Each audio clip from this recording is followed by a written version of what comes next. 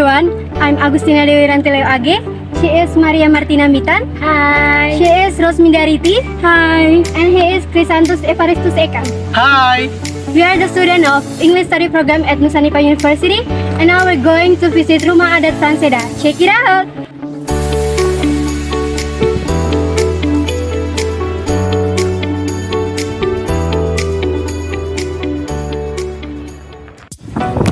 Kami berkumpul di Terminal Barat Maumere dan menggunakan bemo untuk menempuh perjalanan menuju Kaliwajo.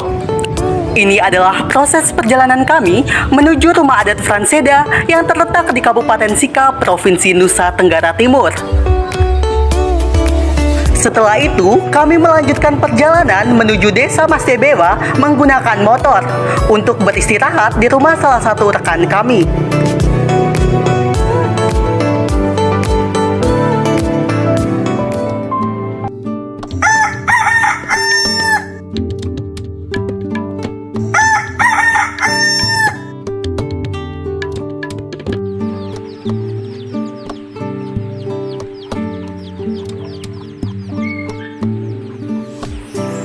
Persiapan kami di pagi hari menuju Rumah Adat Franseda.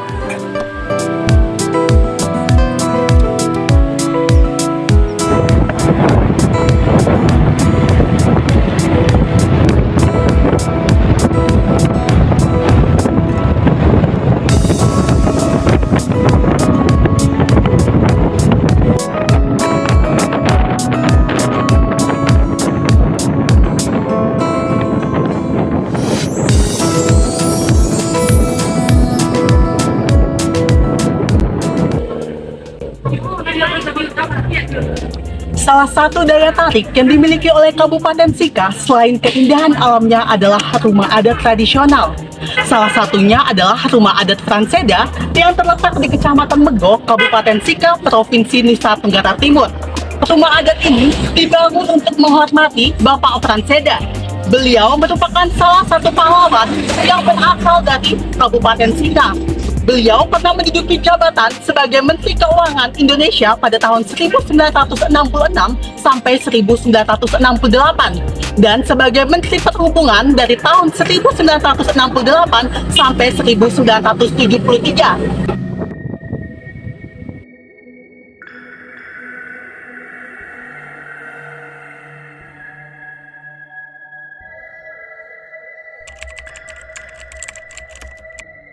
Berdirinya rumah adat. Tahun berapa ya?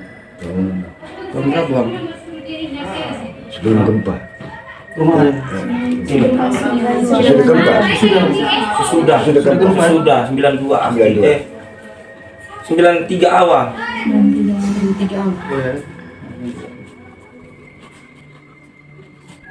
Terus nanti cerita tentang gempa ini. Bang. Mungkin ada fungsi lain dari rumah adat. Jadi fungsinya untuk simpan itu dia punya barang-barang pusaka. Ini simpan barang pusaka, terus kemudian rumah adat ini kan orang Liau kan sebagai apa? Rumah adat yang melambangkan suatu keluarga itu masih memegang adat yang kuat. Dan maknanya juga kalau rumah adat ada di dalam rumah itu juga melambangkan kebesaran seorang. Karena rumah adat juga menyimpan barang-barang Bapak Franseda dari zaman dari bapak, barang-barang pusaka itu disimpan di situ. Mulai dari kayak ada alat perang, terus tempat makan, baju ada, baju tidak ada, tempat makan jam dulu yang terbuat dari apa namanya? Kaget. Ya betul. Terus ada gading, pokoknya bermacam-macam lah benda pusaka itu. Keris juga ada, disimpan di situ. Terus itu kan juga ada kayak lambang-lambang, kayak ada lambang anjing itu yang di depan itu. Jadi sebenarnya ada artinya itu. Itu bisa dibuat sendiri. Dibikin sendiri. Iya, dibuat sendiri. Itu kayak lambang anjing itu kan. Kalau kami di sini, kalau keluar dari sini kan juga sangat menghormati namanya apa? Laku-laku ria, anjing yang besar. Nah, itu tuh Itu anjing yang di apa namanya? Di apa namanya Randi? Laku yang dijadikan hewan apa namanya? Sakral. Hewan sakral. Hewan sakral. Orang tertentu saya bisa lihat itu. Dan kami keluarga di sini juga tidak makan dengan anjing. Pantang. Itu mungkin juga karena kami menghormati hewan ini. Oh ya, terus Bapak apakah ada tradisi yang biasa dilakukan di rumah adat ini? Tradisi yang biasa dilakukan? Tradisi tertentu gitu. Kalau tradisi Nah, di sini. ini dulu tuh kalau tradisi untuk ini sebenarnya dulu ada acara yang untuk apa? Apa? Kayak trio namanya, ya? Untuk Torio, Audio ada. untuk mandi. Terus mandi cuci bareng-bareng. Itu acara adat. Acara adat itu, acaranya hampir mau 3 hari. 3 hari 3 malam atau hanya 3 Nggak hari? habis semuanya. Nah, dibuat juga Kata makan begitu dicuci gitu kan? Iya, kayak bareng-bareng itu kayak Kayak barang-barang sakral gitu. dulu pernah buat acara untuk memperkenalkan ini bareng-barang ke masyarakat juga. Jadi dulu pas Opa juga masih hidup, jadi barang-barang ini dikeluarkan, terus dikasih tunjuk ke masyarakat. Ini barangnya apa, gitu. Ini fungsinya apa. Orang lihat menilai ini barang gimana, gitu. Barang-barang pusaka. Kemudian ketika Ketika Kayak kesemasan juga. Yang kesemasan gitu juga. Setiap hari atau ini? ya, seperti Kayak 5 di tahun, saat tertentu 5 tahun. Saat ketika tertentu. Ya, 5 tahun. 5 tahun. 5 tahun sekali. Dan dia tidak keluar sembarang. 5 tahun. 5 tahun sekali. 5 tahun sekali kalau acaranya ini dia dana besar, butuhkan dana yang besar. Ya. Kalau bilang 5 tahun sekali. Jadi tradisinya itu masih saat ini masih dilakukan atau Masih dilakukan? Biasanya ada itu jadwal-jadwal tertentu. ya jadwal. di hari-hari kebesaran begitu ya. Ya. Hari-hari kebesaran. Nanti buat kebutuhan itu masuk dalam struktur adat. Kalau nah kami di sini juga masuk dalam struktur adat. Jadi Opa Frans itu tuh, Om Prof Yeda itu masuk ke struktur adat namanya staff dia Pria Beba. Pria Beba itu artinya yang petinggi untuk gitu. Macam bupati gitu dia. petinggi dalam satu wilayah beliau punya untuk Mego. Oh, Untuk daerah Mego punya. Sampai mati pandai. Mati pandai. Sama Wajib.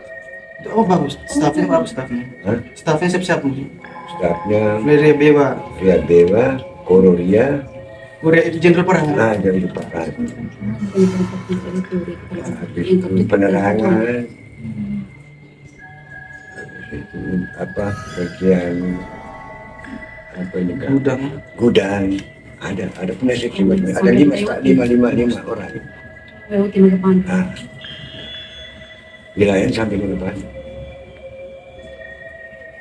Jadi betul sih masuk ke yang itu Koloria. Ya, Kapan? jenderal perang lah kalau bahasa Indonesianya. Jadi betul ini masuk ke situ jadi ya dihormati lah secara struktur adatnya dihormati orang Lido. Udah daerah bagus saja. Iya. Ya daerah Mogo. Tapi kan Bapak Tua ini kan kalau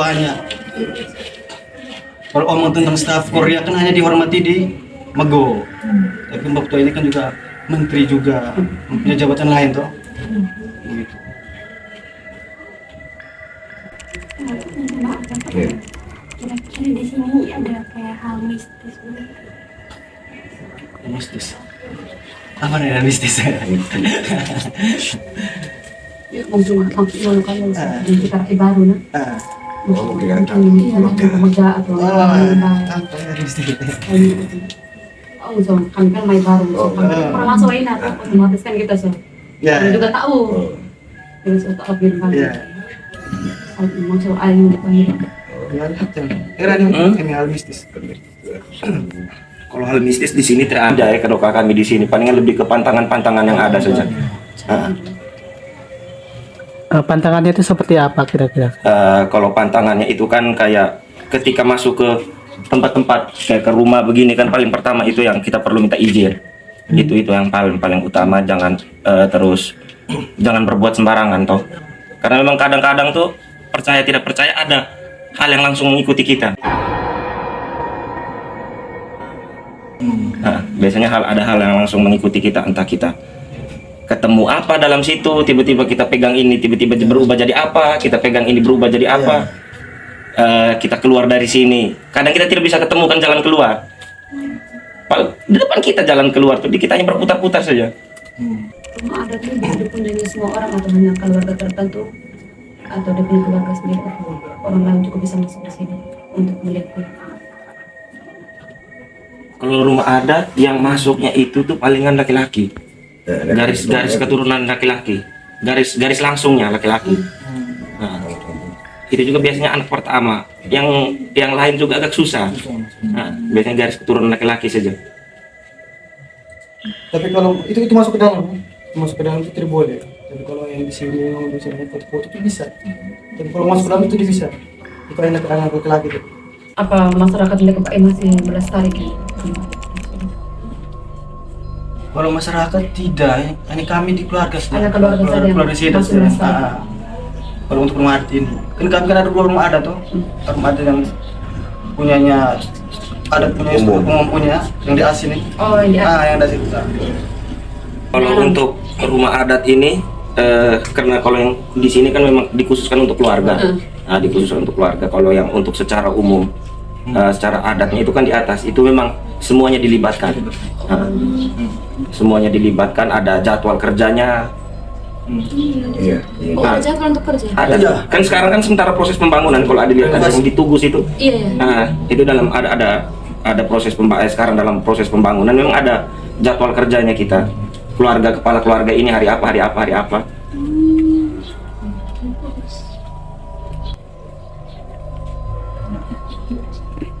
Kalau yang di sini memang hanya untuk keluarga saya di sini. Berarti kalau rumah adat yang ini nih dikhususkan untuk yang memiliki garis keturunan dari Bapak Franseda begitu ya? Ya betul. Untuk yang terakhir, mungkin harapan atau pesan untuk anak-anak muda Lekepake supaya tempatnya apa sih untuk berjalan. Harapan. Harapan dengan orang muda Lekepake. Juga harapan untuk mereka juga cari dia piara merawat dia sama-sama supaya untuk kemudian anak-anak kemudian kan ada Generasi generasi kemudian.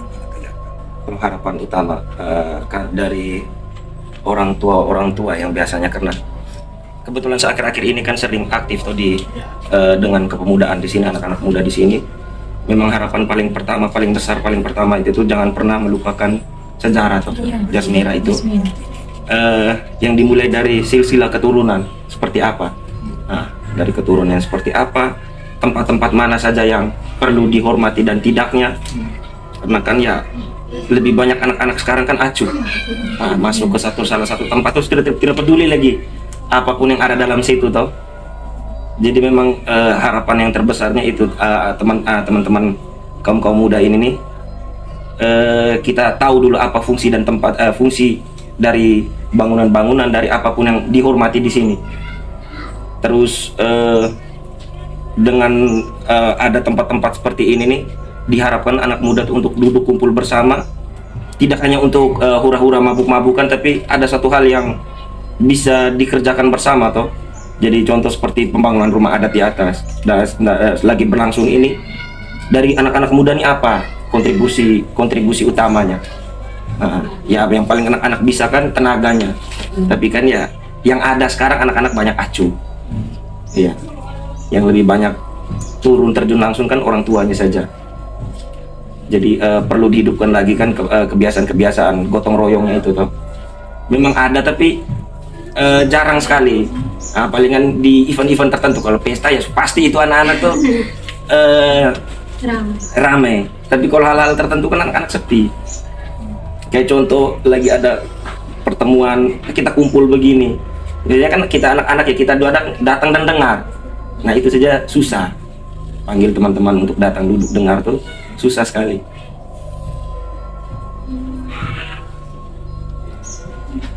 Kalau saya sarankan untuk anak muda. Kan biasanya kalau kita anak muda tuh hanya lihat rumah adat tuh hanya dalam bentuk bangunan saja toh. Bangunan, tapi di situ sebenarnya ada simbol, ada makna dari sebuah bangunan itu.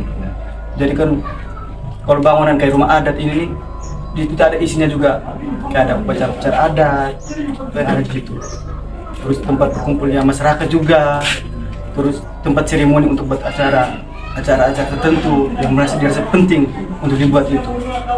Nah, untuk generasi muda itu harapannya dengan adanya rumah adat ini, itu kan di situ kan juga ada petinggi-petinggi adat yang ada di situ.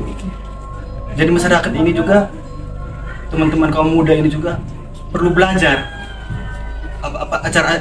tahapan-tahapan dalam buat acara adat, terus struktur adatnya bagaimana, terus arti-arti kayak tarian gabi itu untuk apa saja yang dibuat. Nah, itu jadi masyarakat, jadi kita kaum muda perlu belajar dari situ. Kira-kira ini saja yang mau kami tanyakan kepada sekalian. Terima kasih juga atas waktu yang saya diberikan.